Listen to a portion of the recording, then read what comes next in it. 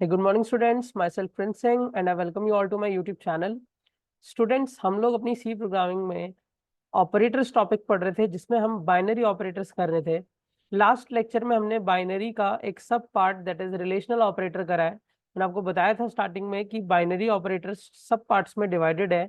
Multiple types of binary operators है जिसमें हम अरिथमेटिक और रिलेशनल कंपैरिजन ऑपरेटर ये दो ऑपरेटर पढ़ चुके हैं। आज हम करने वाले हैं लॉजिकल ऑपरेटर। ठीक। लॉजिकल ऑपरेटर्स का मेनली काम होता है कि जब आपके पास मल्टीपल कंडीशंस हैं एक ही कोड में, तो उन मल्टीपल कंडीशंस को कंबाइन करने का काम करता है लॉजिकल ऑपरेटर। ठीक है। कैसे कंबाइन करता है, कैसे ऑपरेट करता है, वो आज हम देखेंगे एग्जांपल से भी और कोडिंग से भी। चलते हैं हम अपनी कोडिंग स्क्रीन पे। आज हमारा जो टॉपिक होने वाला है दैट इज बाइनरी ऑपरेटर्स का लॉजिकल ऑपरेटर्स। ठीक है। आज हमारा टॉपिक है third type of binary operator that is logical operators. अब लॉजिकल ऑपरेटर्स में आते कौन कौन है भाई? लॉजिकल ऑपरेटर्स में पहला ऑपरेटर आता है और ऑपरेटर।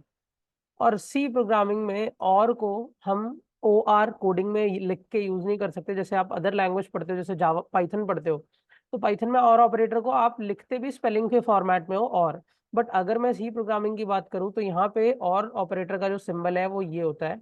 एंटर बटन से जस्ट ऊपर ये बटन होता है, शिफ्ट प्रेस करके आप जो बैकवर्ड स्लैश होता है उस सॉरी फॉरवर्ड स्लैश होता है उसके जस्ट ऊपर वाला कैरेक्टर, ये और ऑपरेटर का सिंबल है। सी प्रोग्रामिंग में करता क्या है और ऑपरेटर? द और ऑपरेटर कंबाइंस टू एक्सप्रेशंस, दो एक्सप्रेशंस के बीच लगता है ये, मतलब एक्सप्रेशन यहाँ पे हम कंडीशन बोल सकते हैं।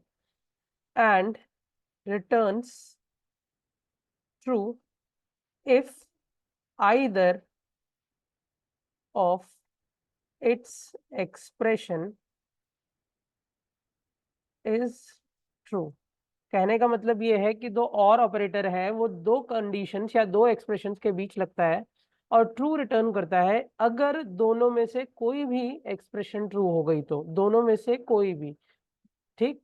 कैसे? मान लो एक सैंपल दिखाता हूँ। मान लो आपके पास एक कंडीशन है जिसका नाम है C1, एक कंडीशन है C2।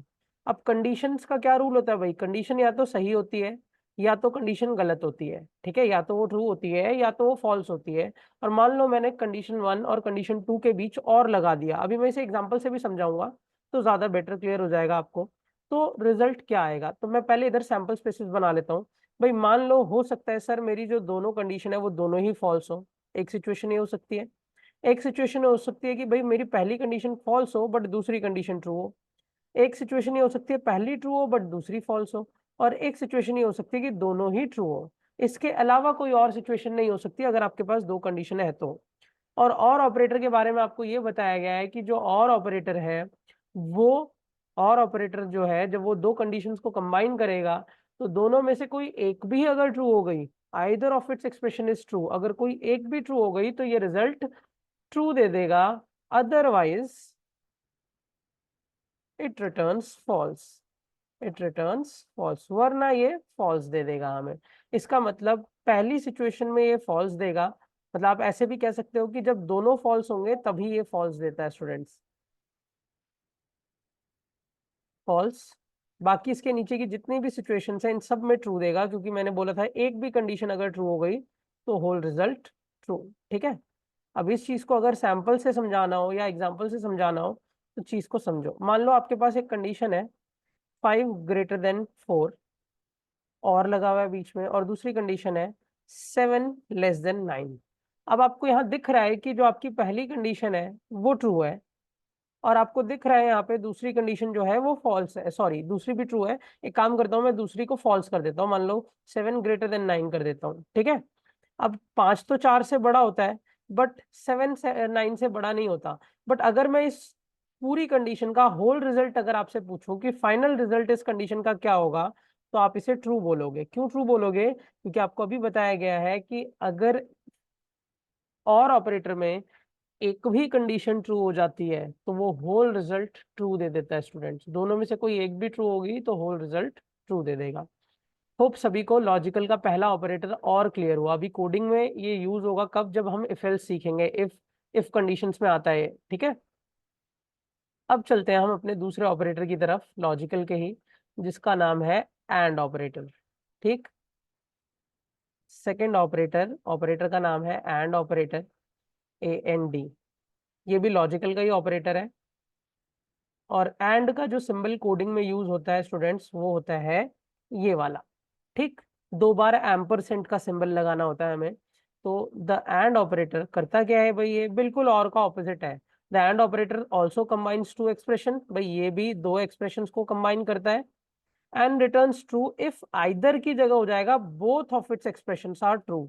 मतलब जब उसकी दोनों एक्सप्रेशन ट्रू होंगी तभी वो ट्रू देता है, वरना फॉल्स दे देता है। मतलब आप ये भी कह सकते हो कि एक भी फॉल्स हो जाएगी तो होल रिजल्ट फॉल्स। जैसे इसी सैंपल में मैं अगर इन दोनों के बीच एंड लगा देता हूं, तो अब मेरा रिजल्ट इसका भी फॉल्स होगा, इसका भी फॉल्स होगा और इसका भी फॉल्स होगा। सिर्फ एक लास्ट केस जहां पे दोनों ट्रू केसेस है वहां पे ही रिजल्ट ट्रू आएगा। ये एंड ऑपरेटर है। और यहाँ आप एग्जांपल में देख भी सकते हो कि अगर 5 ग्रेटर देन 4 है तो एक तो ट्रू है, और मान लो इनके बीच एंड लगा हुआ है, एंड 7 ग्रेटर देन 9 है, दूसरा फॉल्स है, तो ऑब्वियस है कि ये रिजल्ट मुझे फॉल्स देगा, होल रिजल्ट। क्यों? क्योंकि एंड में एक भी फॉल्स तो होल रिजल्ट फॉल्स। ठीक, होप सभी को ये वाला ऑपरेटर भी, एंड ऑपरेटर भी क्लियर हो गया कि एंड ऑपरेटर कैसे काम करता है। नेक्स्ट हमारा थर्ड ऑपरेटर है, उस ऑपरेटर का नाम है नॉट ऑपरेटर। लॉजिकल का यही लास्ट ऑपरेटर है, NOT।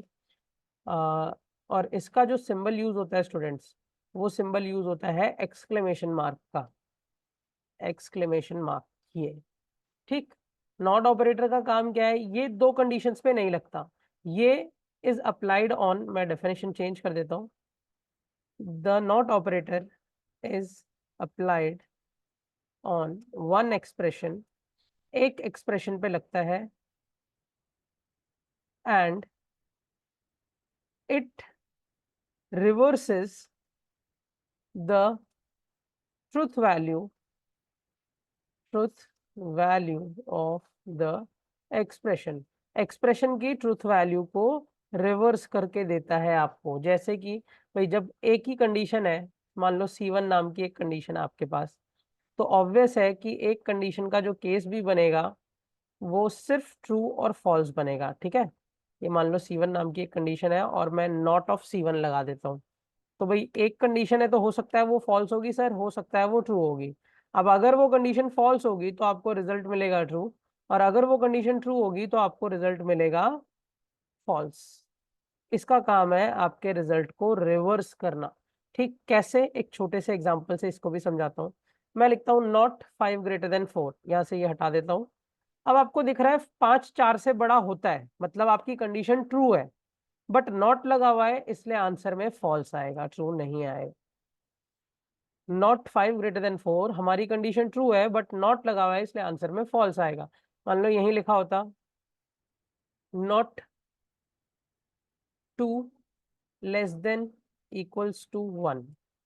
अब यहाँ पे आपको दिख रहा है कि आपका 2 जो है वो ना तो लेस देन, क्योंकि लेस देन इक्वल्स टू में क्या होता है, या तो लेस देन होना चाहिए या इक्वल्स टू। अब 1 से ना ही तो लेस है 2 और ना ही इक्वल है, मतलब ये कंडीशन मेरी फॉल्स है। बट ये जो रिजल्ट देगा मुझे वो ट्रू देगा। क्यों देगा? क्योंकि भाई हमारा जो नॉट ऑपरेटर उसका काम है हमारे रिजल्ट को रिवर्स करना। ठीक है, और इन ऑपरेटर्स की इम्प्लीमेंटेशन स्टूडेंट्स जब हम इफ एल्स की कोडिंग करेंगे तो वहां आएंगे, काफी जगह यूज होते हैं और इंपॉर्टेंट ऑपरेटर्स हैं। क्लियर है? तो होप सभी को आज बाइनरी ऑपरेटर के थर्ड टाइप ऑफ ऑपरेटर भी क्लियर हुए, दैट आर लॉजिकल ऑपरेटर्स। और कैसे ये ऑपरेटर्स काम करते हैं, होप ये भी सभी को समझ आ गया कि और ऑपरेटर का सिंबल क्या है, कैसे वो काम करता है, and operator and not operator. ठीक है स्टूडेंट्स, तो आज के लिए इतना ही। आज हमने और लॉजिकल ऑपरेटर्स को भी खत्म कर लिया। नेक्स्ट लेक्चर हम आगे के ऑपरेटर्स पढ़ेंगे जो भी है, क्योंकि पाइथन मेरे हिसाब से सी प्रोग्रामिंग में approx 5 to 6 types of operators है, हम सारे टाइप्स कवर करेंगे। ठीक है स्टूडेंट्स, आज के लिए इतना ही। Till then keep watching and keep learning. Thank you, have a nice day everyone.